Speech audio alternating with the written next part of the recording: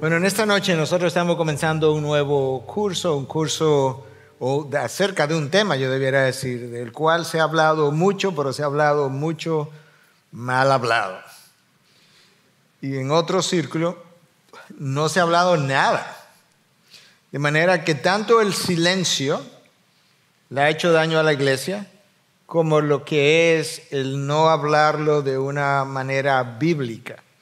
Yo creo que detrás de eso también ha estado el enemigo. El enemigo tiene formas, estrategias, metodología, y yo creo que él le ha trabajado bastante bien poder silenciar a un grupo grande de hermanos, incluso que creen en la Biblia, y también le ha trabajado bastante bien poner a hablar a otro grupo, pero ponerlo a hablar lo que el hombre ha creado, imaginado, inventado, y no necesariamente lo que Dios ha revelado. Y por tanto, los únicos que hemos sido desfavorecidos en ese silencio y hablar inapropiadamente hemos sido nosotros, su iglesia. La intención de este curso es poder ver lo que es la guerra espiritual a la luz de la Biblia. Si no lo hiciéramos así, estuviéramos pecando y errando al igual que muchos otros.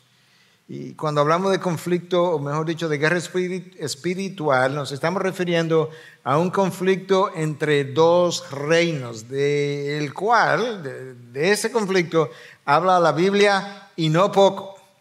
De hecho, la narración bíblica comienza con un conflicto de guerra espiritual y la narración bíblica termina con un conflicto de guerra espiritual. Yo no sé cómo la iglesia no ha podido ver la importancia de esto. Literalmente, la guerra comienza en el capítulo 3 del libro del Génesis, y cuando tú vas terminando el libro de Apocalipsis es cuando esa guerra está terminando con un juicio final. Eso nos da una idea que entre esos dos portalibros estamos nosotros librando la batalla. Nosotros pudiéramos pensar que no estamos, nosotros pudiéramos creer que eso no existe, nosotros pudiéramos negar la realidad de la guerra espiritual, y eso es parte de cómo la guerra te está afectando. Recuerda que en una guerra los ejércitos involucrados usan todo tipo de estrategia para ganar el conflicto, y una de ellas es distracción del enemigo. De hecho, en la guerra de Irak, la primera guerra de Irak, esa fue una de las principales estrategias. Se parquearon, por así decirlo, una serie de barcos anfibios, abrieron sus bocas, por así decirlo, simulando de que iba a haber un desembarco. Los soldados de Irak se amontonaron en la playa y no hubo un solo soldado que desembarcara por esas costas, pero perdieron concentración de fuerzas y demás en la distracción. Y yo creo que eso es lo que el enemigo ha hecho. De manera que en esta noche nosotros vamos a comenzar aquí en la tierra, porque este conflicto comenzó en los cielos. Este conflicto comenzó en el momento que Satanás se revela, potencialmente quizás hasta con 1/3 de los ángeles del cielo, que hoy son demonios, ángeles caídos. El libro de Apocalipsis capítulo 12, versículo 9, si mi memoria no me falla, habla de algo, de esa posibilidad. Digo posibilidad porque no está dicho con toda claridad y no todo el mundo está de acuerdo, pero parece ser que Satanás arrastró con él 1/3 de los ángeles que Dios había creado. Pero como eso quedó en el pasado y no está aquí debajo, nos interesa más qué es lo que está pasando aquí. Y ese conflicto fue trasladado entonces aquí a nuestro planeta, y hubo un inicio de ese conflicto aquí en la tierra. Yo voy a iniciar con una definición que yo creo que es, para mí, esa definición más completa que yo he podido leer. Es de este autor, Thomas White, de un libro un libro pequeño, es una guía de guerra espiritual, y él la define de esta manera. Guerra espiritual es un conflicto multinivel entre el bien y el mal, Dios o Cristo y el anticristo, como representantes de ambos reinos. Iniciado en el plano sobrenatural con la rebelión prehistórica de Lucifer, me refería a eso hace un momento, y transferido al plano natural, aquí debajo, con la caída del hombre, debido a que Satanás es el autor e iniciador del pecado original, y ya que él es el Dios de este mundo. Eso no es un título que nosotros le hemos dado, eso no es un título que él se ha dado, eso es un título que la Biblia le da, el Dios de este mundo. Debido a eso, la guerra espiritual involucra una batalla constante, continua, ahora mismo está ocurriendo, y multidimensional contra el mundo. Ese mundo es un sistema de valores, no piadosos. Hay un conflicto con la carne, el pecado inherente en nuestra humanidad, y hay un conflicto con el diablo como personificación del mal. De manera que tú siempre vas a estar en conflicto con tres frentes todo el tiempo. Y estos tres frentes están interarticulados de manera que ellos funcionan de una manera coordinada. Por eso es que el conflicto es multinivel. Está involucrado el mundo con todas sus teorías, ideas, filosofías, nuevas corrientes como la estamos viviendo hoy en día. Está involucrado Satanás mismo como la personificación del mal. Satanás como la personificación del mal con todos sus demonios que le siguen. Pero el frente más feroz, la guerra más intensa, más continua, con la que tú tienes mayores problemas, está dentro de ti. Eso ha sido así todo el tiempo y no va a parar hasta que entremos en gloria. Yo no creo que ninguno de nosotros, me imagino yo, no lo sé, pero me imagino que ninguno de nosotros ha visto un demonio para decir, wow, mira a Satanás aquí, Satanás me está hablando, este demonio me dijo anoche. Pero tu carne te ha hablado todo el tiempo. Tus deseos te han distraído todo el tiempo, te han empujado, te han hecho pecar. Muchos de nosotros estamos viviendo como una especie de burbuja quizás, o algunos de nosotros, y quizás tenemos poca exposición al mundo, aunque yo lo dudo hoy en día, que quizás tenemos poca exposición, poca influencia del mundo, pero tu carne te influencia 24/7, 24 horas al día, 7 días a la semana. Tú estás soñando y a veces estás soñando pecaminosamente. ¿Sí o no? Di la verdad. Estamos entre hermanos. Cuando hablamos de guerra espiritual, tampoco es un término que nos estamos como inventando, es semiderivado, pero está claramente expresado en la Biblia que tú estás en una lucha. ¿Ok? Efesios 6, 12, 13. Porque nuestra lucha, la palabra ahí en el original es paleo. Y esa palabra implica eso, una guerra, un combate, una lucha. No es contra sangre y carne, sino contra principados, contra potestades, contra los poderes de este mundo de las tinieblas, contra las fuerzas espirituales de maldad en las regiones celestiales. Ahí hay una serie de nombres, frases que Pablo usa, que también usa en otros lugares. Lo usa en el libro de Romanos, lo usa en otros libros y otros autores del Nuevo Testamento también, para referirse quizás, porque no está claramente definido ahí, quizás a diferentes tipos de ángeles, de seres angelicales, quizás con diferentes jerarquías. Nota que me estoy diciendo quizás porque el texto no define que ellos tienen diferentes jerarquías, pero tendría poco sentido que todas estas cosas sean simplemente sinónimos. Contra principados, potestades, poderes de este mundo de tinieblas, fuerzas espirituales de maldad en las regiones celestiales. Algunas traducciones dicen huestes espirituales, grandes cantidades de seres cuya única naturaleza es la maldad. No tienen en ellos una sola onza de bien, de deseos buenos. Todo se fue con su rebelión. Contra ellos nosotros peleamos, pero ellos hacen su presencia o su guerra contra nosotros a través de sistemas, de valores, de filosofías, de personas usadas en el mundo y conocen nuestra naturaleza pecadora y conociéndola nos persiguen, por así decirlo, para influenciarlas. A veces de manera personal, a veces como iglesia, como una iglesia local, a veces como toda una denominación, a veces como toda una familia, pero ellos conocen cómo hacerlo, ellos saben cómo influenciarnos. Y lo vamos a ver aún desde el comienzo, cómo esto se da vía seres humanos. Entonces hubo una preparación del campo de batalla. Cristo es ofrecido desde antes de la fundación del mundo como el Cordero inmolado, pero este drama había que vivirlo. Aquello que Cristo, la Trinidad, concibió, ahora vamos a preparar el drama, el teatro, y vamos a desarrollar el drama. Dios crea al hombre y a la mujer. Satanás ya se ha revelado. Satanás, por las razones que no sabemos, pero Dios lo declara el rey o el Dios de este mundo. Pero resulta que Dios le ha puesto a Satanás una pareja hecha a su imagen y semejanza, y en cierta forma eran sus contrincantes.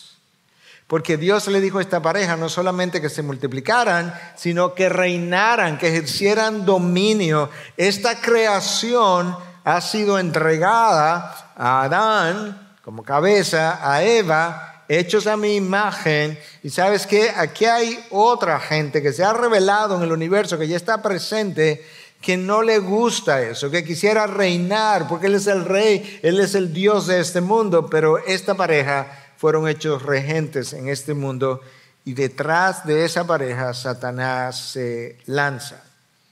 Dios crea a Adán, lo establece como cabeza. Dios le da las instrucciones a Adán antes que Eva pudiera aparecer en el tapete, pero luego le da unas instrucciones a ambos y les llama a crecer, a ser fecundos y a multiplicarse y a llenar la tierra y a sojuzgar la tierra. La idea de Dios era: llenen la tierra de mi imagen. Yo quiero la tierra llena de mi gloria. Bueno, la mejor manera como yo puedo hacer eso es creando un hombre y una mujer a mi imagen y semejanza, permitiéndoles, llamándoles, bendiciéndoles para que se multipliquen, y cuando se multipliquen van a estar multiplicando la imagen mía a lo largo de toda la tierra, y como ellos van a reinar bajo mi dirección, pues la tierra será llena de mi gloria, lo cual es una promesa que todavía tiene que ocurrir. Pero Satanás tenía otro plan. Y Dios tenía en su soberanía una permisividad hacia lo que Satanás iba a hacer, porque él tenía propósitos ulteriores y mejores. Entonces escucha lo que Dios dice en Génesis 2, 16, 17. Y el Señor Dios ordenó al hombre: de todo árbol del huerto podrás comer, pero del árbol del conocimiento del bien y del mal no comerás, porque el día que de él comas, ciertamente morirás. En las guerras internacionalmente se supone que hay una serie de reglas de guerra o un código de guerra. No sé si llamarle ética de guerra, pero hay leyes de guerra. Se supone que tú no puedes atacar una población civil. Se supone que tú no puedes atacar un hospital. Y así como esa hay muchas otras reconocidas. Y si lo hace, cuando la guerra termine, como nación, tú serás juzgado, como pasó con Alemania en un momento dado y personas en la Alemania de Hitler. En este caso, esta es como la única regla de guerra. ¿Okay? Todavía no estamos en guerra, pero esto es lo que tú tienes que observar. De ese árbol, del conocimiento del bien y del mal, no puedes comer. El día que comas, ciertamente, subraya esa palabra, morirás. De manera que hay una regla establecida. Resulta que en un día cualquiera, se encuentran dos reinos. Adán y Eva, que representaban el reino de Dios, el reino del bien, y Satanás, que viene a través de esta serpiente. Si Satanás se encarnó en la serpiente, no sabemos. Si Satanás usó la serpiente de otra manera que no fuera la encarnación, no sabemos.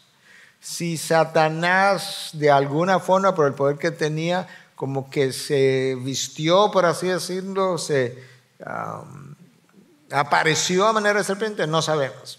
El punto es que esta serpiente lo representaba completamente. Era más astuta que cualquiera de los animales del campo que el Señor Dios había hecho. Ahora nota, Satanás, él está a punto de comenzar la guerra, pero la guerra que él quiere comenzar tiene que iniciarla con Adán y Eva, pero eso no era su motivo ulterior. Su motivo ulterior es el reino de la luz, es el reino de Dios. Por tanto, Él viene en condiciones de paz, Él viene a hablar. Él no viene a atacar a Adán y Eva, aparentemente. Él viene a conversar. Y comienza hablando con la mujer. Con que Dios les ha dicho, no comerán de ningún árbol del huerto. La mujer respondió a la serpiente, del fruto de los árboles del huerto podéis comer, pero del fruto del árbol que está en medio del huerto, Dios ha dicho, no comerán de él, ni lo tocarán, para que no mueran. Y la serpiente dijo a la mujer, ciertamente no morirán. Ahí hay problemas ya. En la conversación hay problemas. La conversación tiene una conversación de Dios distorsionada. Dios ha tenido una conversación con Adán y Eva. Adán tiene la conversación con la serpiente. Ella está ya distraída, de manera que la serpiente probablemente está pensando, ya la tengo. Porque hay cosas que Eva le quitó a lo que Dios dijo, y hay cosas que Eva le puso a lo que Dios dijo, y hay cosas que Dios dijo que Satanás está diciendo. Vamos a ver. ¿Ok? Entonces, continúa la conversación. Pues Dios sabe que el día que de él coman, se les abrirán los ojos, Satanás hablando, y ustedes serán como Dios, conociendo el bien y el mal. Cuando la mujer vio que el árbol era bueno para comer y que era agradable a los ojos y que el árbol era deseable para alcanzar sabiduría, tomó de su fruto y comió. También dio a su marido que estaba con ella y él comió. Entonces fueron abiertos los ojos de ambos y conocieron que estaban desnudos y cosieron hojas de higuera y se hicieron delantales. Ya la guerra tiene 2 muertos. Están los primeros caídos. ¿O no? No se ha tirado un tiro y hay 2 muertos. Y peor aún, su muerte no es física, es espiritual. Pero lamentablemente es peor porque su muerte espiritual se iba a extender al resto de sus descendientes.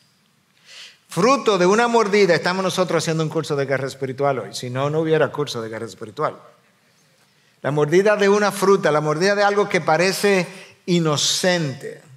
La fruta fue simplemente la prueba, en inglés dirían el test, la prueba de la obediencia a Dios. De manera que aquí vamos a dejar claramente establecido que no importa cuán pequeña es mi restricción, la criatura quiere violarla, porque la criatura no es que está interesada en saber cómo sabe la fruta. Lo que la criatura no tolera es que le pongan limitaciones, y así ocurre con tus hijos y así ocurre con nosotros que somos hijos de un padre. ¿Sí o no? Sus hijos no les gustan que tú le pongas limitaciones. ¿A qué hora llega? ¿A qué hora te va a acostar? ¿A qué hora te despierta? Si va para el colegio, no va para el colegio. Y a ti tampoco te gusta que tu padre te diga lo que va a hacer. Y a Adán y Eva tampoco. Y así pasó. Ok, ahora vamos a ver la tentación. Vamos a ver si podemos desenvolver esta madeja, como decimos aquí. La tentación llegó de la forma más inocente posible. Porque en el huerto, ¿qué había en el huerto? Plantas, frutas y animales. Tú no vives en un huerto. ¿Qué tú tienes a tu alrededor? ¿Cuál es tu hábitat hoy en día? Bueno, hay muchas personas. En esa ocasión Adán solamente tenía a Eva y Eva a Adán. Hay mucha tecnología. Hay mucha enseñanza. Hay muchas ofertas.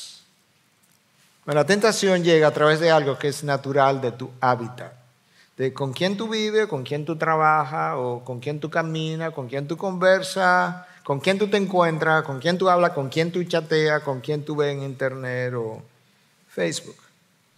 Ahora, el animal que Satanás escogió para traer la tentación no fue cualquier animal, no vino a través de un león, ni de una paloma.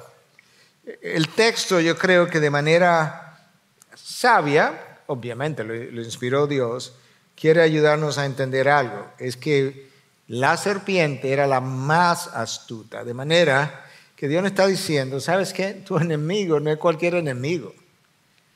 Tu enemigo es el más astuto enemigo que tú puedes tener. Él te conoce. Él te conoce de manera personal. Él conoce el sexo femenino y el sexo masculino. Y dentro de cada sexo, Él conoce cómo cada quien se comporta y Él sabe cuál es su mejor forma de hacerlo tropezar.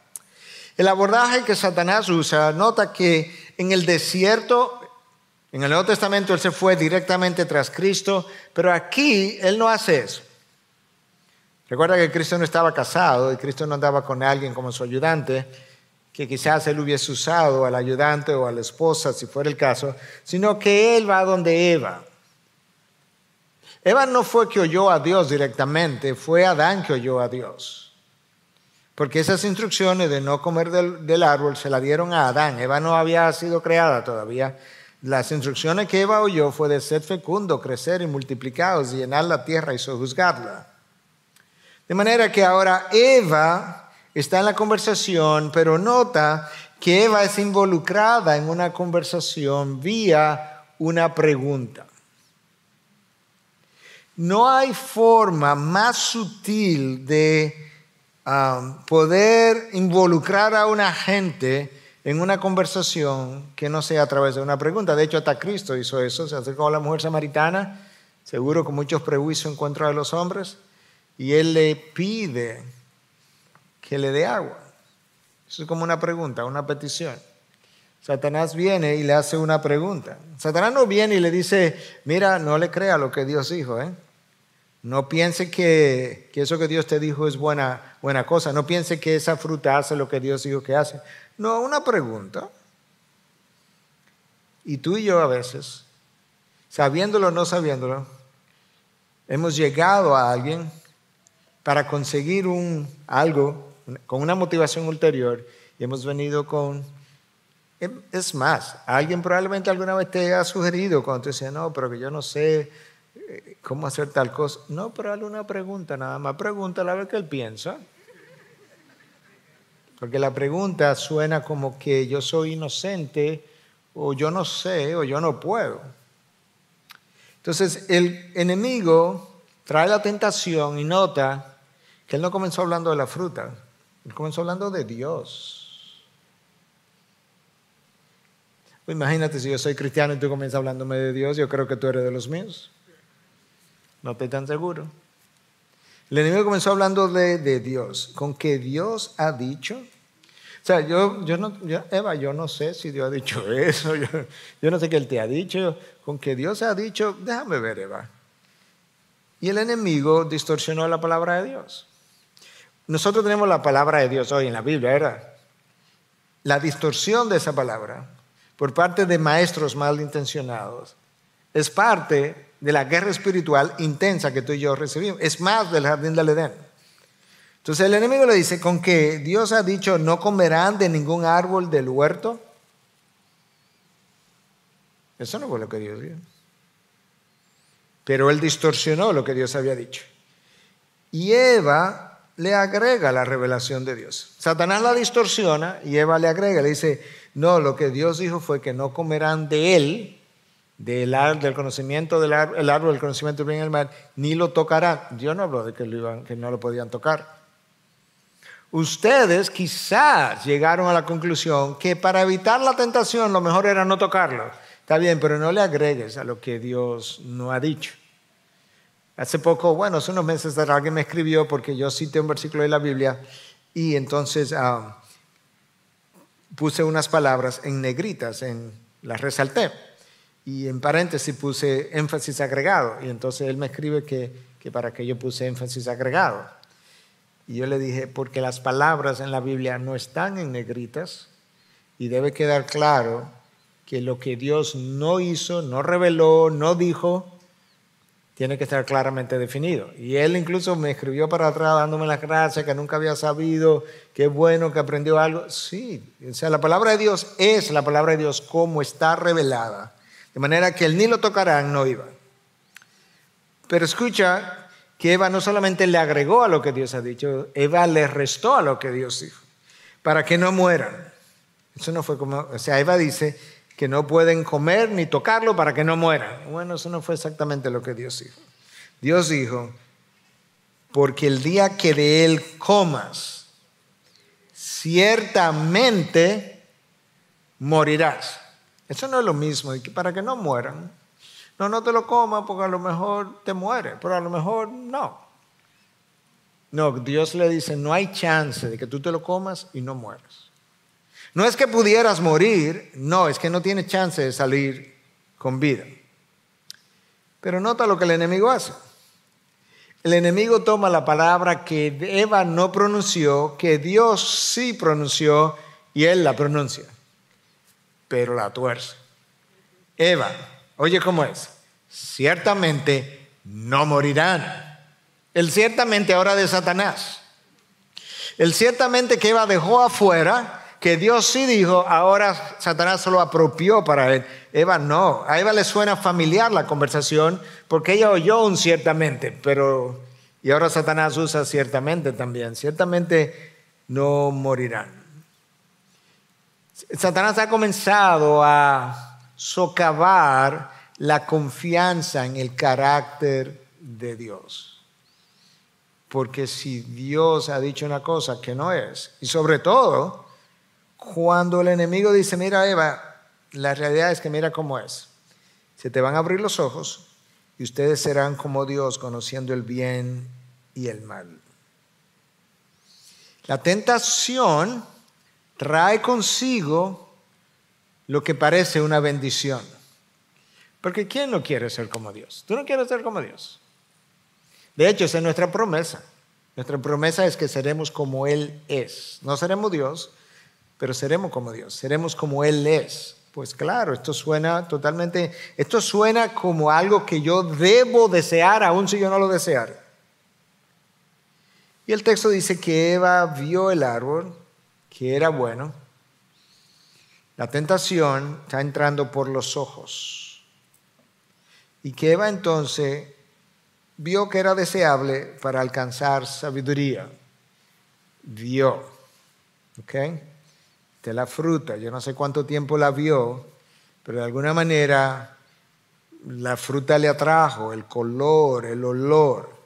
Nuestras tentaciones entran por los sentidos. Todos. O tú ves, o tú oyes, o tú tocas, o tú saboreas. Llega a un lugar que llamamos cerebro, donde se articulan las ideas, pero entran por los sentidos. No tiene otra manera de entrar. Y por tanto yo tengo que cuidar lo que veo, lo que oigo, lo que toco, lo que experimento, dónde pongo mi boca, mis labios. Y Eva, habiendo ya sido involucrada en la conversación, concluye erróneamente. Una de las peticiones de oración que el pastor Luis puso ahí entre las 10 que escogimos como grupo de pastores en el día de ayer, decía sabiduría y discernimiento.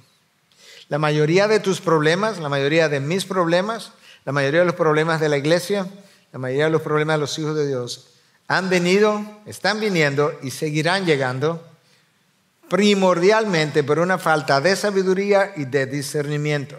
Si tú y yo supiéramos bien y discerniéramos bien, nosotros estuviéramos escogiendo bien.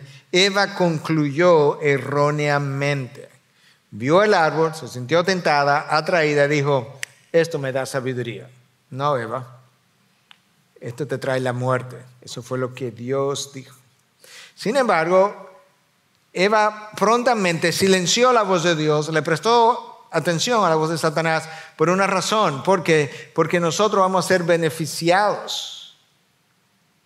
Ese es el problema, que la tentación a nosotros nos hace caer porque a mí me trae un beneficio, lo que yo entiendo un beneficio, lo que yo entiendo es algo que me agrega. Es una experiencia que no he tenido, es una experiencia que yo voy ahora a tener. Que se me abran los ojos y sepa la diferencia entre el bien y el mal, es una nueva experiencia. Sí. El problema es que no todo lo nuevo es bueno y no todo lo viejo es malo. Entonces nota ahora qué pasó. Eva dio a su marido que estaba con ella y él comió. La razón por la que yo puse ahí arriba que Adán no supo estar firme es porque, no lo vamos a ver ahora, clases más adelante lo vamos a ver. El llamado número uno de nosotros en la guerra espiritual es ese: estad firme. Así comienza el pasaje de Efesios 6, y en 6 del 10 al 20, 3 veces a nosotros se nos dice: y estad firmes, y estad firmes, y estad firmes. Y a lo largo de todo el Nuevo Testamento, incluyendo el Antiguo Testamento, de forma reiterativa a nosotros se nos llama a estar firme en la fe, a estar firme en la doctrina, a estar firme en la palabra, a estar firme en el Espíritu, estar firme. Y eso es como Efesios 6, del 10 al 20, el pasaje que mejor describe la guerra espiritual, comienza y termina. Estar firme. Adán no supo lo que es estar firme. Y la razón por la que ese es el llamado número uno de nosotros es porque en la guerra espiritual, primordialmente, a mí no se me ha llamado como a ir avanzando, a mí se me ha llamado a permanecer en una posición que Dios me entregó. Quédate ahí, no te muevas.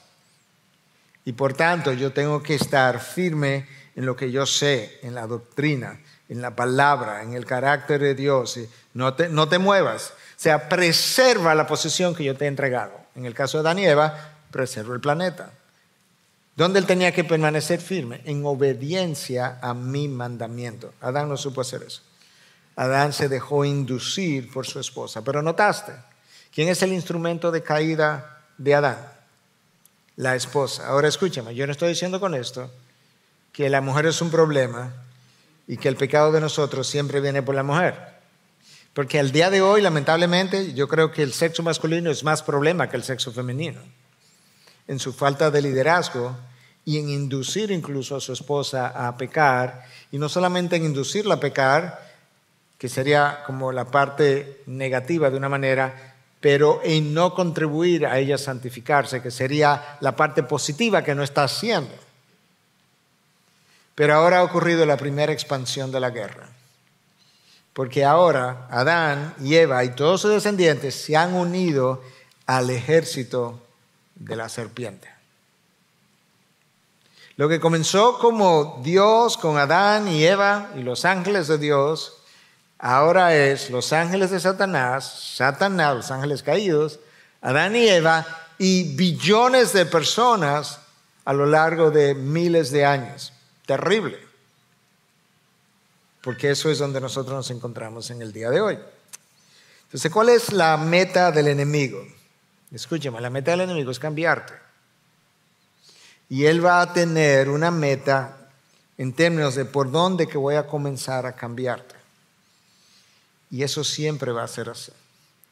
Lo que el enemigo hace es cambiarte tu forma de pensar. Una vez él cambia tu forma de pensar, él te tiene, seguro. En este caso, fueron abiertos los ojos de ambos y conocieron que estaban desnudos y cosieron hojas de higuera y se hicieron delantares. Eva cambió su forma de pensar. La fruta es buena, la fruta me bendice, me da sabiduría. Cambió su forma de pensar. La fruta no me va a matar, al contrario, me va a hacer como Dios. Una vez tú cambias la forma de pensar, tú cambias la forma de vivir. Esa es la razón por la que la palabra de Dios insiste que nosotros tenemos que, ¿qué cosa? No nos dejemos moldear por el mundo, más bien que seamos transformados por la renovación de nuestra mente. Si Dios cambia tu mente, tú comienzas a caminar en los caminos de Dios. Si Satanás cambia tu mente, tú caminas en sus caminos. De manera que esa es la meta. La meta es la mente. El campo de batalla es la mente. Para Dios y para Satanás. Ahí que vamos a guerrear. Yo necesito una mente bíblica y Satanás dice, yo necesito una mente diabólica. Yo necesito una mente iluminada por mi palabra, yo necesito una mente oscura. Yo necesito una mente piadosa y yo necesito una mente pecaminosa. Y al final, para usar esta expresión, aquellos que habían sido creados a imagen y semejanza de Dios, para que fueran el espejo de Dios, que reflejan su imagen, resulta que el espejo de Dios rechazó a Dios. Esa expresión no es mía, pero me gustó. Es de este autor, Grant Horner, que escribió un libro. Bueno, él es el editor de un número de otros editores, de un libro que se escribió que se llama ¿Qué pasó en el jardín? What happened in the garden? Todo un libro dedicado a eso. ¿Qué fue lo que pasó Y él dice, de una forma poética, pero me pareció muy buena, que el espejo de Dios rechazó a Dios. Imagínate que tú te levantes en la mañana, te ponga el espejo y tu espejo te diga, tan feo. Muéveme de ahí que no quiero reflejarte. Es como una ilustración. Dios no tenía espejo ahora en la tierra. Y Él nos está haciendo a su imagen porque Dios quiere un espejo. El universo cuenta la gloria de Dios todos los días. ¿Sabe lo que el universo hace? Que Dios despliega su gloria y como espejo de lo que Él es, Él le devuelve a Dios toda la gloria investida en Él como reflejo. Eso es lo que tú y yo debiéramos hacer y debemos procurar hacer. Martín Lutero, en una cita que yo usé en un sermón reciente, decía, para que tú puedas ver cuando Adán y Eva cayeron, ¿qué pasó? Nuestra naturaleza, por la corrupción del primer pecado, lo que pasó en el jardín, está tan profundamente curvada hacia sí mismo que no solo inclina los mejores dones de Dios hacia sí misma y los disfruta, o más bien incluso usa a Dios mismo para obtener estos dones, pero tampoco se da cuenta de qué tan perversamente curvada y cruelmente busca todas las cosas, incluso a Dios mismo para sí mismo. La naturaleza está tan mal, tan caída, que no se da cuenta lo perversamente que busca a Dios para sus propios propósitos, fines, disfrutes. Dios me da, qué sé yo, el don de la enseñanza. Yo comienzo a usarlo para yo enseñorearme, enorgullecerme, creerme que verdaderamente yo soy el autor de lo que está pasando. La gente se convierte y tú piensas que fue tu predicación y fue tu oratoria, porque nuestra naturaleza está tan curvada hacia adentro que los dones de Dios nosotros los usamos para nosotros en vez de devolverle la gloria a Dios, como la naturaleza lo hace todos los días. La metodología del enemigo, bueno, la vimos. Tengo que simplemente como ponerla junta ahora. Número 1, distorsionar la palabra. Tú entiendes ahora mejor por qué Pablo le dice a Timoteo, procura presentarte ante Dios como obrero que no tiene de qué avergonzarse, que maneja con precisión la palabra de verdad. Porque justamente el enemigo es lo que hace, todo lo que hace es lo contrario. Esa es la razón por la que Pedro, cuando escribe, segunda carta de Pedro, habla de que aún el apóstol Pablo escribe algunas cosas que son difíciles de entender, que los falsos maestros, él usa otra palabra que no es falso maestro, pero básicamente los perversos usan y la distorsionan como distorsionan el resto de la palabra. ¿Tú ves cuál es el problema? La distorsión de la palabra es el comienzo de todo.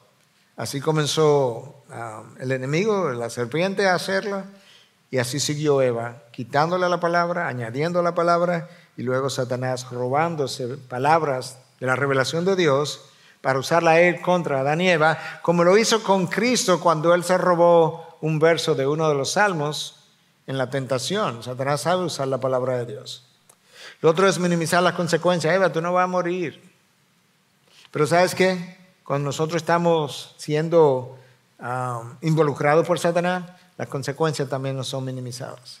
Y son minimizadas porque cuando nosotros experimentamos placer en general, que puede ser incluso el que hace ejercicio, y al final se siente como, wow, yo me siento tan bien ahora, o el placer sexual, o otro tipo de placer, tus hormonas del placer, tus neurotransmisores del placer, la adrenalina, la dopamina, la serotonina, la oxitocina, todas esas hormonas, algunas en las mujeres, otras en los hombres, todas esas hormonas están altas y tú sientes placer. Entonces de repente, oye, todo brilla más que nunca. Yo le decía a alguien recientemente, uno de nuestros jóvenes con quien hablaba, y le decía, porque creo que está enamorado, y le decía, yo estoy seguro que ahora mismo, oye, la luna es más grande que... Tú nunca has visto la luna tan grande. Y el cielo nunca ha estado tan estrellado. Y tú no sabes por qué las estrellas ahora brillan más que nunca. Y él se reía. Hay un cuestionamiento del carácter de Dios, pero ¿tú sabes qué?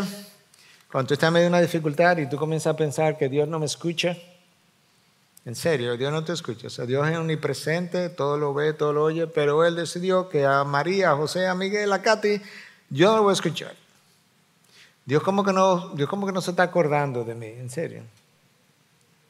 Yo voy a tener que hacer esto porque Dios no se está ocupando. De verdad.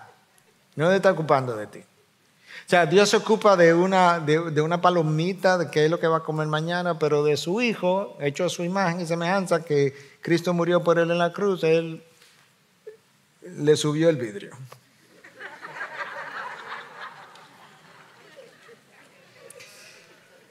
Eso es cuestionamiento de su carácter. Hermanos, saca eso de tu cabeza. O sea, esas ideas negativas, contrarias a la naturaleza de Dios, tienes que sacarlas de una vez y para siempre. No importa si tú te estás hundiendo, lo que tú pienses mal del carácter de Dios viene del puro infierno, no viene del cielo. Amén. Gloria a Dios. Y el enemigo te hace pensar que esa tentación es una bendición. Pastor, mire, yo no andaba buscando eso y llegó así. Eso tiene que ser de Dios. La serpiente llegó así también.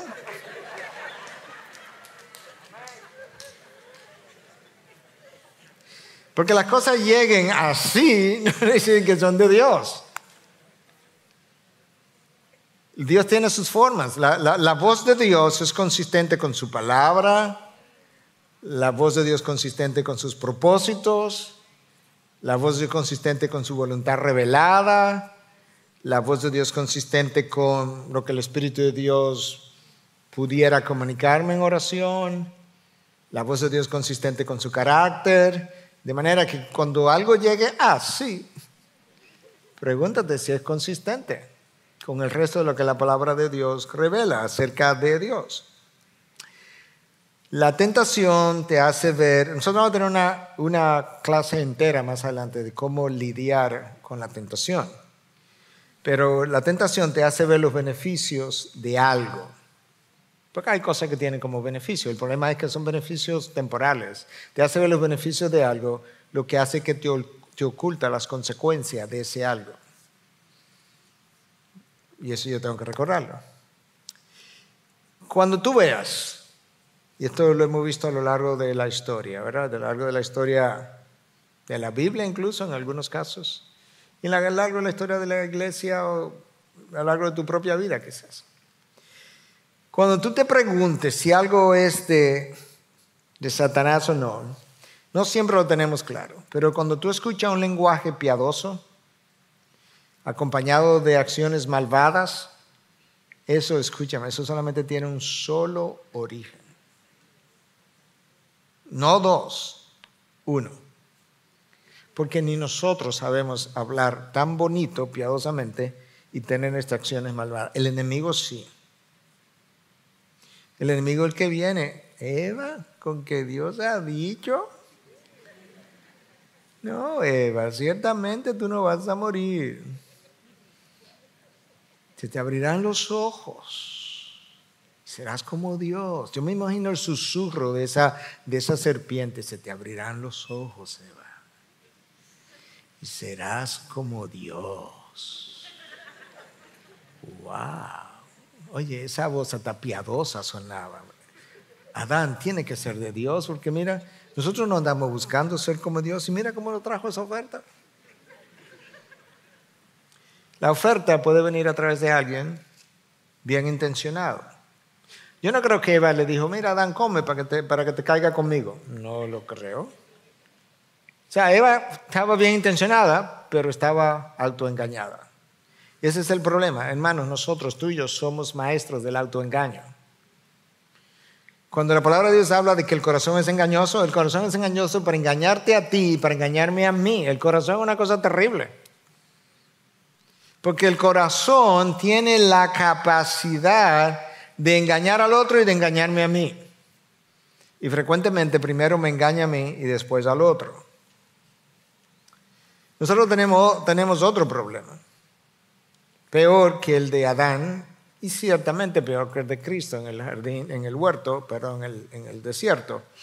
Porque cuando a Adán lo tentaron solamente desde afuera. No había pecado en Adán, ni en Eva. El problema que tú y yo tenemos ahora es que cuando yo soy tentado desde adentro y desde afuera. Es más, la tentación de afuera es tan efectiva por lo mal que yo estoy alambrado adentro, por así decirlo. Y de hecho Santiago nos revela eso. Si yo no tuviera mi interior, quizá la tentación de afuera no fuera tan problemática. Oye lo que dice Santiago en el capítulo 1, versículo 14 y 15. Sino que cada uno es tentado cuando es llevado y seducido por su propia pasión. Después, cuando la pasión ha concebido, da a luz el pecado, ahí está la consecuencia. Y cuando el pecado es consumado, engendra la muerte. Ahí está. Pero notaste qué es lo que Santiago dice. Santiago dice, oye, puede ser que fulano venga y me tiente. Al final del camino, el problema más que de fulano es tuyo. Porque en tu interior, en la mía, hay pasiones. Lo vamos a ver más adelante cuando veamos la naturaleza de la batalla. Pero Pedro nos dice en la primera carta, y nosotros tenemos pasiones carnales que combaten, y usan un lenguaje bélico, que combaten contra nuestra alma. De esto que Santiago está hablando. Y ahí esa es tu peor batalla. Ok, entonces dijimos que la meta de Satanás es cambiarnos. Pero que él va a tratar de cambiar cómo tú piensas, porque si tú me dices cómo piensas, te digo cómo vives.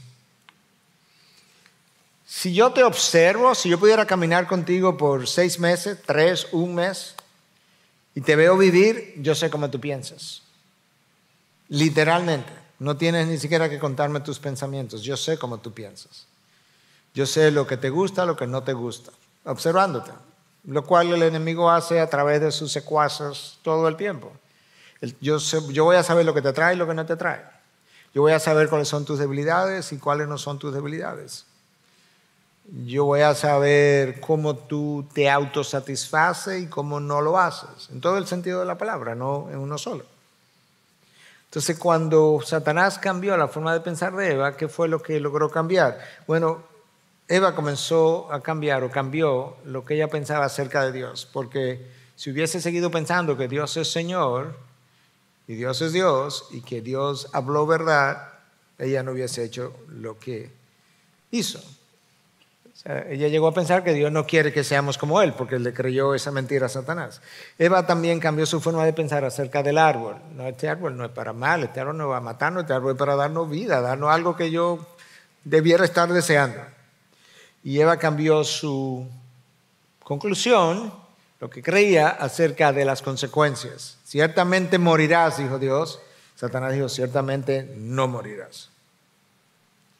Ahora, la manera, ¿cómo tú piensas que hoy en día Satanás cambia tu forma de pensar? Porque cuando él cambia tu forma de pensar, tú cambias tu forma de vivir. Obviamente no es a través de la manzana que tú compras en el supermercado. Es a través de lo que tú ves en televisión, en el internet, en Facebook, Twitter, Instagram. Es a través de lo que tú oyes. Es a través de lo que tú lees. Es a través de las compañías que tú tienes. Recuerda que la palabra de Dios dice, las malas compañías corrompen las buenas costumbres. No es que la pueden corromper. No es que hay un peligro tangencial de que pase. No, es que lo van a hacer. Entonces, Él cambia tu forma de pensar a través de nuevas ideas. Ahora el mundo perdió la razón. Ahora el mundo no sabe lo que es un hombre, lo que es una mujer. El mundo hoy en día ya ni siquiera atreve a hablar de una mujer embarazada, ahora se habla de gente embarazada porque no se sabe lo que es un hombre o una mujer. Esas son personas educadas que hablan de esa manera, que tú dices, pero perdieron la cabeza. Eso es como Satanás ha ido logrando cambiar tu mente. Mientras tú más te expones a una forma de vida, a un vocabulario, a imágenes, más va cambiando tu mente. Y déjame decirte algo, he estudiado incluso. El problema de las imágenes es que las imágenes entran tantas y tan rápidamente a tu mente que tus imágenes ni siquiera son filtradas por la conciencia. Tus imágenes llegan al cerebro en múltiples dimensiones, por así decirlo, y tu conciencia ni siquiera se enteró. Porque llegaron tan rápida que tú ni siquiera pudiste digerir. Cuando tú te sientas a hablar con alguien y escucha y no interrumpe y del otro tú lo estás escuchando, tu conciencia está procesando la conversación y tú la vas filtrando. Y luego tú devuelves y la otra persona se calla y te escucha y tu conciencia está activa, filtrando, diciendo, no, eso no suena bien, eso no, esto sí, esto no es de Dios. Cuando tú estás viendo imágenes, no, tú no estás viendo eso. Y de repente las imágenes le van diciendo al ser humano, sobre todo los más jóvenes, pero a nosotros nos los hacen igual, pero esto no es tan malo. Mira esta persona que conviven dos hombres, y mira en esta película, mira, la verdad que yo sé que Dios dice que eso está mal, pero mira, esas dos gente eran el uno para el otro y eran fieles y se cuidaban el uno al otro. Es más, mira, yo sé que está mal, pero mira, esa gente incluso se llevaron mejor que muchos matrimonios. Es más, fulano, hasta mejor que tú y yo. Poco a poco las historias van cambiando cómo tú sientes con relación a algo que Dios ha revelado que está mal. Proverbios 23:7, tal como el hombre piensa en su corazón, así él es. Entonces, corrientes de pensamiento. Es una de las formas como te cambian. Oye lo que dice la palabra en Colosenses 2:8. Miren que nadie los haga cautivos por medio de su filosofía y vanas sutilezas, o cosas inofensivas aparentemente, según la tradición de los hombres, conforme a los principios elementales del mundo y no según Cristo. Entonces es una forma de cambiarte, corriente de pensamiento. Otra forma de cambiarte a través de personas. 1 Corintios 15:33, ya lo mencioné, no se dejen engañar, las malas compañías corrompen las buenas costumbres. Satanás logra cambiarte por medio de este mundo. Aquí está, Romanos 12:2. Y no se adapten a este mundo. Entonces, corrientes de pensamientos representadas en la palabra, personas representadas en la palabra, el mundo representado en la palabra, tú puedes ver cómo es que ocurre. La palabra de Dios en el Antiguo Testamento, de manera de ilustración de lo que acabo de decir, habla de un rey, el rey Usías, gobernó por 50 años. Hizo lo bueno delante de Dios. Trajo una reforma, de hecho, al pueblo de Israel. Pero cambió su forma de pensar. Cuando cambió su forma de pensar, cambió su forma de vivir. Escuche. Hablando de Usías. Pero cuando llegó a ser fuerte, su corazón se hizo tan orgulloso que obró corruptamente. Bueno, cuando tú te haces orgulloso, tú has cambiado tu forma de pensar. De repente tú piensas que te mereces las cosas. De repente tú piensas que tú mereces el crédito o el aplauso. Yo fui el responsable del avivamiento. No sé qué Usías estaba pensando, pero se volvió orgulloso y entonces obró corruptamente. Tú primero cambias la forma de pensar y luego tú obras corruptamente. Y fue infiel al Señor su Dios. Pues entró al templo del Señor para quemar incienso sobre el altar del incienso. Hizo lo que él sabía que estaba prohibido. Pero para él hacer eso, el primero se llenó de orgullo, luego el orgullo lo convenció de que él tenía el derecho, el mérito, no sé, las dos cosas para poder hacer esto. Y entonces obró perversamente. La caída de Adán y Eva nos afectó profundamente. Y yo mencioné, creo que esta cita también en un sermón reciente, porque le he estado dando mucha vuelta en mi mente a esto de la guerra espiritual y le he dado mucha mente en mi mente a la anatomía del pecado, le he dado mucha mente en mi mente en mi propia vida, cómo eso ha actuado. Entonces, esta cita es de Grant Horner, otro de los autores de este libro que pasó en el jardín, y él dice lo siguiente: la caída afectó tan profundamente a Adán y Eva y a sus descendientes que nosotros no solamente perdimos la habilidad de conocer a Dios, sino que perdimos nuestra habilidad de conocer que nosotros perdimos nuestra habilidad. Voy a parar un momentito. No es simplemente que perdimos la habilidad de conocer a Dios, es que yo la perdí y yo no me di cuenta que yo la perdí. Yo no me di cuenta que yo no puedo conocer a Dios en la caída. No me di cuenta que eso no estaba conmigo. Nuestra ceguera espiritual que cambiamos por la perfecta visión que teníamos en el Edén. En el Edén ellos tenían perfecta visión. Después de la caída quedaron con ceguera espiritual. Eso nos ha dejado a nosotros tan ciegos que nosotros creemos que vemos. Alguien decía que el cerebro es una máquina con la que tú crees que tú piensas. Con la que tú piensas que tú piensas, para repetir la palabra. Es una máquina con la que tú piensas que tú piensas. Tú piensas, pero piensas mal. La única razón por la que el cerebro puede llevarse a pensar bien es cuando el cerebro es llevado a digerir la palabra y a ver a través de los lentes de Dios, que es la Biblia. Cada vez que yo analizo, que yo veo, que yo hago, que veo un paciente, que hago una transacción, que leo una noticia, que veo una película y no la veo a través de los lentes de Dios, lo que yo haya concluido vía mi cerebro está mal concluido. Porque lo único que a mí me lleva a concluir correctamente es que yo haya obligado a mi cerebro a pensar con la palabra de Dios, con la verdad de Dios, y eso requiere ponerme los lentes de la palabra. De manera que yo pueda continuamente comparar lo que estoy viviendo, oyendo, haciendo, hablando, con lo que la palabra dice que yo debería estar viviendo, haciendo, oyendo, hablando. Pero estamos tan ciegos que pensamos que lo estamos haciendo bien. La idea que nosotros tenemos de que nos creemos que tenemos la razón es tan foránea, tan extraña a la Biblia. Porque si hay algo que la Biblia continuamente nos enseña, es que primero, como raza humana, raramente nosotros tenemos la razón. Como raza humana.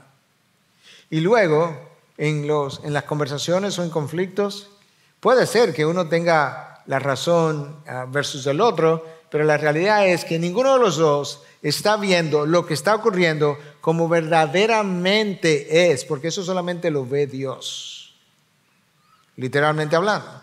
Entonces, cada vez que yo pienso, no, que yo tengo la razón, Dios de aquí arriba te dice, bueno, tú tienes la razón en esta forma como tú lo estás viendo. Si tú lo vieras de aquí arriba, tú te darías cuenta cuán pecaminoso es la razón que tú tienes. En otras palabras, para poderlo ilustrar, Katy y yo entramos en conflicto. Yo puedo tener la razón, claro, yo siempre. Yo puedo tener la razón, pero es tan orgullosamente como yo lo estoy filtrando, sintiendo, haciéndoselo ver, que Dios me dice, oye, tú puedes tener la razón, pero tú estás tan equivocado en cómo tú tienes la razón, que tú ni razón tienes. ¿Me estoy dando a entender? O sea, nosotros tenemos estos orgullos de que tenemos la razón, como que si tener la razón es que tengo a Dios agarrado por un pie. No, debiéramos tener la razón humildemente. Esta es la verdad, pero yo tengo que ser humilde acerca de eso. Si la palabra me manda a poder presentar defensa de la esperanza que hay en mí, y me recuerda, pero hacerlo ¿cómo? Con mansedumbre y reverencia. Entonces eso es parte de nuestro problema. Ok, entonces la mente quedó entenebrecida, 2 Corintios 4:4.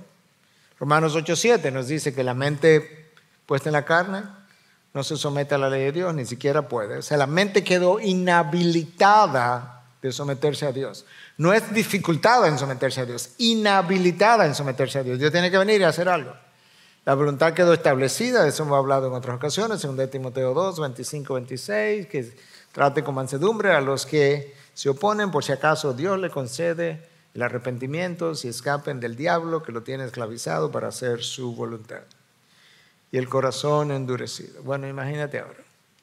El corazón de piedra, la mente oscura y la voluntad esclavizada. ¿Para dónde vamos? Pero tenemos la razón. Pero yo sé lo que hago. Yo no necesito a Dios. Pero ¿tú crees que Dios se mete en todo? Bueno, ¿cuándo Dios se ha salido de algo?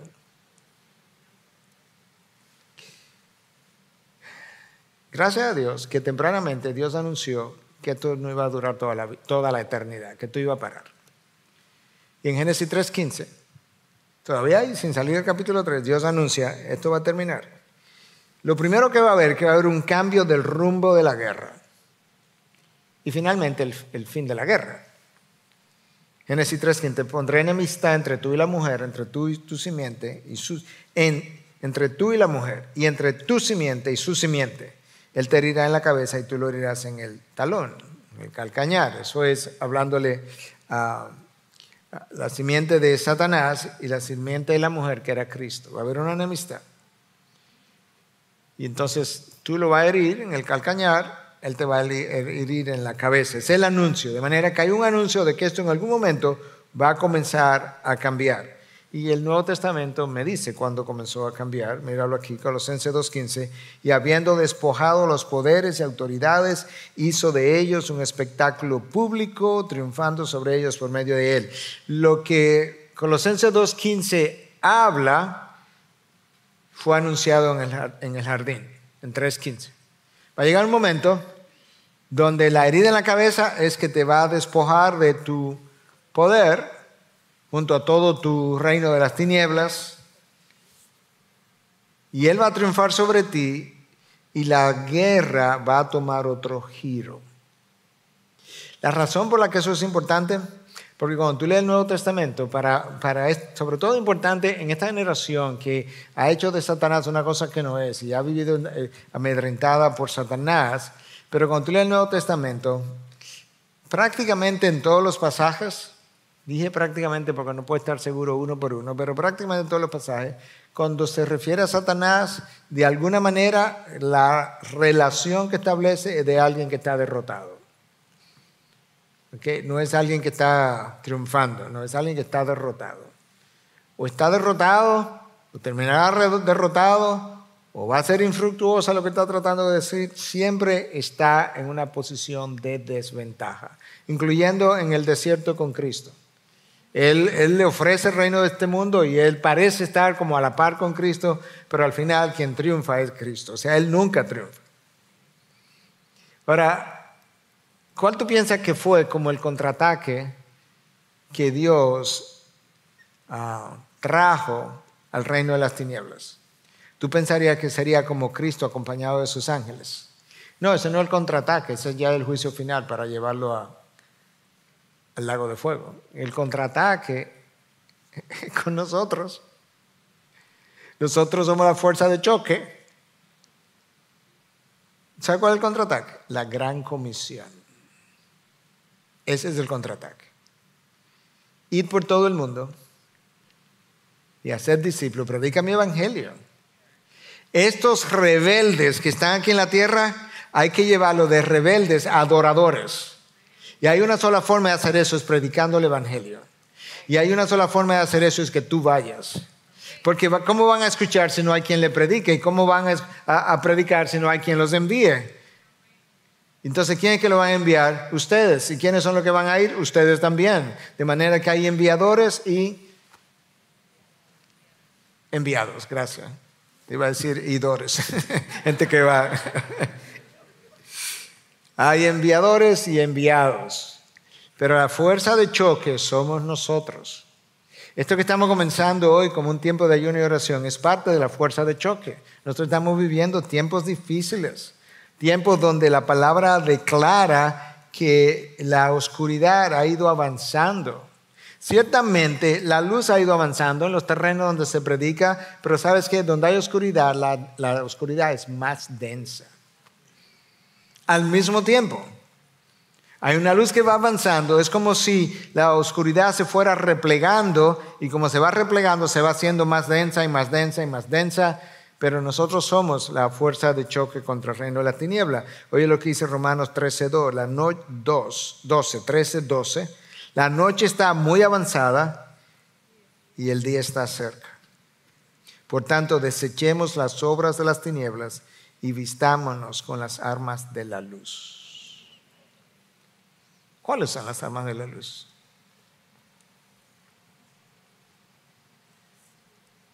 Porque nosotros no tiramos tiros. Pero nosotros matamos enemigos. Cada vez que tú predicas la palabra y se convierte en un enemigo y pasa a ser hijo de Dios, mataste al enemigo. Nosotros andamos matando enemigos, ¿sabes? Como dándole vida al enemigo. ¿Te imaginas esa paradoja?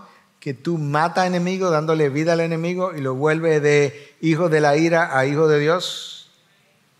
Entonces, nuestras armas de lucha, de contienda, está la palabra y su predicación, está la oración, está el ayuno, está el hacer discípulos, porque tú puedes, una gente se puede convertir, pero no es un discípulo en el verdadero, en el último sentido de la palabra. Tiene que ayudar a desarrollar a esa persona.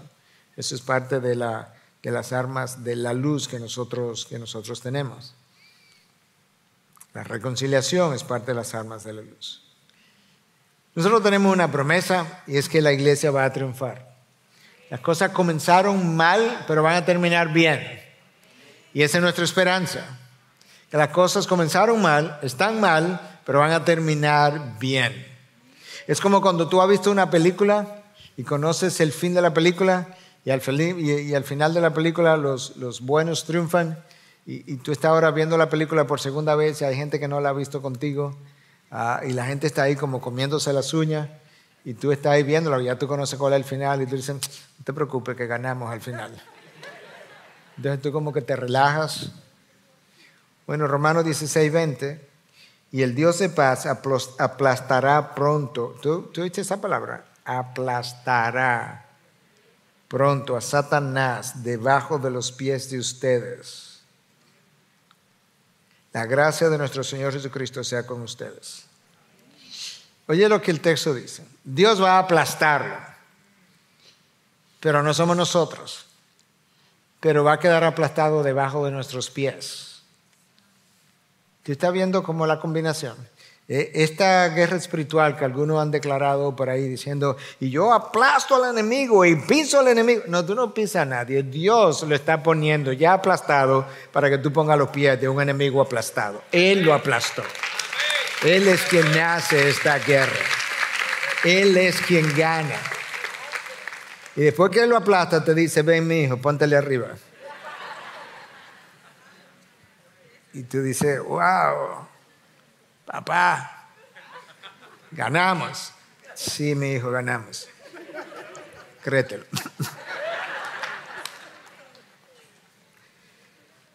Mateo 16:18. Las puertas del Hades no prevalecerán contra su iglesia. Esa es tu esperanza. Pero tienes que luchar. Tienes que pelear.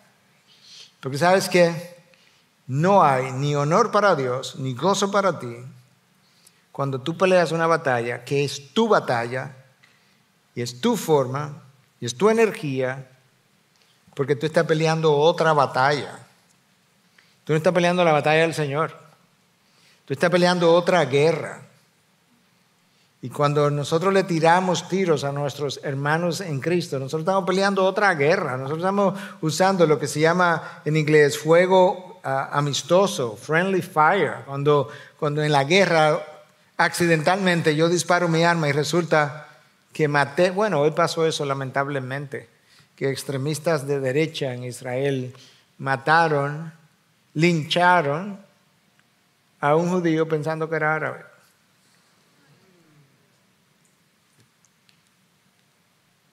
Eso es el equivalente cuando tú le disparas a tus hermanos en Cristo. Eso es fuego extraño. Tú tienes una guerra y no es con tu hermano en Cristo.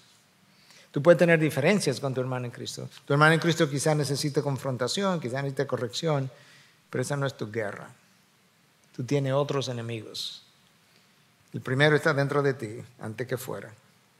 Y luego los demás que son falsos maestros y falsos discípulos.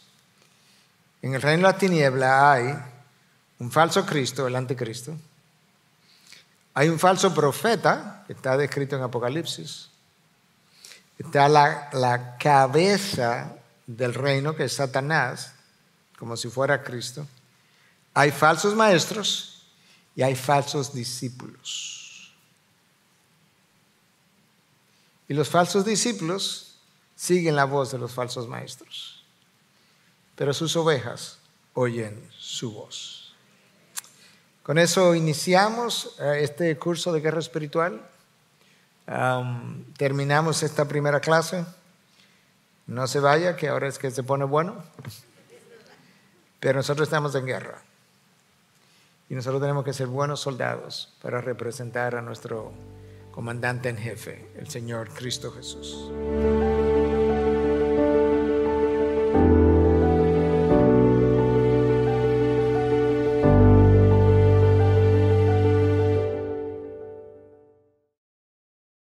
Gracias por acceder a este recurso. Espero que haya sido de gran bendición para tu vida. Te sugiero que te suscribas a este canal de forma que tú puedas recibir notificación la próxima vez que hayamos subido un nuevo recurso que pueda servirte de instrucción y bendición.